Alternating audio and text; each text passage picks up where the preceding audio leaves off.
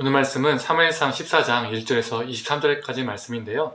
1절에서 6절까지만 읽도록 하겠습니다.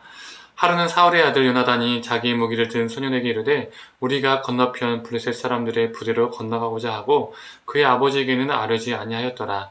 사울이 기브와 변돌이 미그론에 있는 성리나무 아래에 머물렀고 함께한 백성은 600명 가량이며 아이야는 에봇을 입고 거기에 있었으니 이는 이가봇의 형제 아히두베 아들이요 비나스의 손자요 실로에서 여호와의 제사장이 되었던 엘리의 증손이었더라.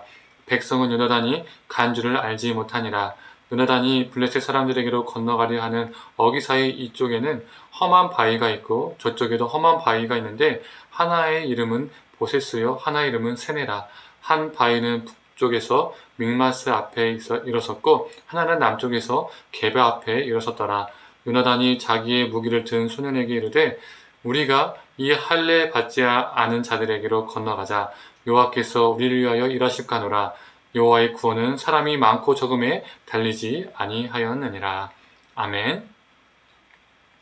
오늘 아침 묵상을 들으시는 모든 성도님들에게 하나님의 은혜가 있기를 간절히 소망합니다. 전제의 승패 요인은요, 여러 가지가 있죠. 현대전은 다양한 첨단, 이 무기, 최첨단 무기를 얼마나 가지고 있느냐에 달려 있습니다. 그래서 각 나라마다 다양한 신무기를 개발하려고 하죠. 사울 시대는 어땠을까요? 무기도 중요했겠지만 그것보다 더 중요한 승패 요인은 전쟁에서 참여한 군인의 수에 달려 있었습니다. 오늘 본문도 블레셋과 이스라엘이 대치하고 있는 내용을 담고 있죠. 요나단은 자신의 무기를 든 소년과 함께 단둘이서 적진으로 들어가는 행동을 취합니다. 이건 그 당시에서 정말 무모한 행동이죠.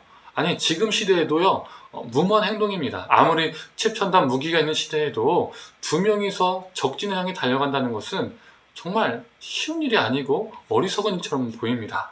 그런데 요나단은 이렇게 말을 합니다. 6절의 말씀입니다. 여호와의 구원은 사람이 많고 적음에 달리지 아니하였느니라. 여호와의 구원은 사람이 많고 적음에 있지 않다는 겁니다. 요나단은 이것을 믿고 적진으로 달려갔습니다. 그리고 적군을 격파했습니다. 이스라엘 출애굽 구원도 마찬가지였었죠. 이스라엘 민족은 바로의 권세 앞에서 정말 작은 존재들이었습니다. 그들의 힘으로, 그들의 숫자로는 아무것도 할 수가 없었습니다. 자신 스스로 구원할 수 없었던 것이죠. 그러나 하나님의 구원은 인간의 권세와 왕권과 그 숫자에 있지 않았습니다. 하나님은 이스라엘을 애굽으로부터 구원하셨고 그들을 자유케 하셨습니다. 출애굽의 역사 말고도 위기 때마다 하나님은 이스라엘을 구원하셨습니다. 요나단은 아마도 지금까지 자신의 민족을 지키시고 보호하시고 구원하신 이끄신 하나님의 그 구원 역사를 믿었을 겁니다. 그 믿음을 가지고 나아갔던 것이죠. 그가 믿은 그대로 행하였고 구원은 숫자에 많고 적음에 있지 않다는 것도 삶으로 증명했습니다. 우리가 요나단의 모습을 보면서 무엇을 알 수 있을까요? 하나님의 구원은 숫자에 많고 적음에 달린 것이 아니라 하나님과의 올바른 관계 속에서 성취된다는 것을 우리는 알 수 있습니다. 그리고 그 올바른 관계 속에서 믿고 나아가는 것이죠. 믿고 행하는 것입니다. 그때 우리는 하나님의 구원의 역사를 경험할 수 있습니다. 어떤 이들은 하나님과의 올바른 관계보다 숫자에 많고 적음에 있다라고 생각하는 사람들이 참 많이 있습니다. 그래서 교회들이 물량주의화가 되었죠. 물량주의에 빠지게 된 것입니다. 성도가 많으면, 재정이 많으면, 행사가 많으면, 프로그램이 많으면 부흥하는 교회 같고 살아있는 교회 같고 좋은 교회 같아 보입니다. 사람들은 그렇게 느끼고 거기서 안정감과 만족감을 느낍니다. 그러나 그건 스스로 속이고 스스로 속는 것입니다. 하나님의 구원 역사는 숫자에 적고 많음, 즉 물량주의에 있는 것이 아니라 하나님과의 올바른 관계 속에서 참되게 경험될 수 있습니다. 나는, 우리 공동체는 하나님과 올바른 관계 속에 있나 아니면 혹여 물량주의에 빠져있지는 않나 이것을 돌아봐야 합니다. 또한 우리가 하나님과의 올바른 관계 속에서 믿는 대로 행하는 것이 중요합니다. 요나단은 구원이 하나님께 있으며 사람의 숫자에 달려지 않다는 그것을 믿고 그 믿음대로 나아갔습니다. 그 믿음대로 행하였습니다. 사람은 내가 믿는 대로 행하게 되어 있습니다. 이런 말이 있죠. 저 사람은 믿음은 좋은데 참 인격이 안 좋아. 저 사람은 믿음이 좋은데 삶은 꽝이야. 이런 사람들이 있습니다. 이런 말이 있습니다. 그런데 이런 말은 말이 안 되는 말입니다. 왜요? 믿음과 삶은 따로 국밥이 아니기 때문입니다. 함께 가기 때문입니다. 내가 하나님을 어떻게 믿느냐, 내가 하나님을 어떠한 존재로 믿느냐에 따라서 그 믿음이 삶에서, 행함 속에서 드러나게 되어 있습니다. 그래서 그 사람의 삶과 행함을 보면 그 사람의 믿음을 알 수 있습니다. 결코 삶과 믿음은, 행함과 믿음은 따로 놀지 않습니다. 그 사람의 인격과 삶이 엉망이라면 그 믿음은, 그 사람의 믿음은 실제로는 엉망이라는 것이죠. 수많은 교회 봉사와 헌신, 수많은 종교 행위 등이 믿음으로 착각되는 것입니다.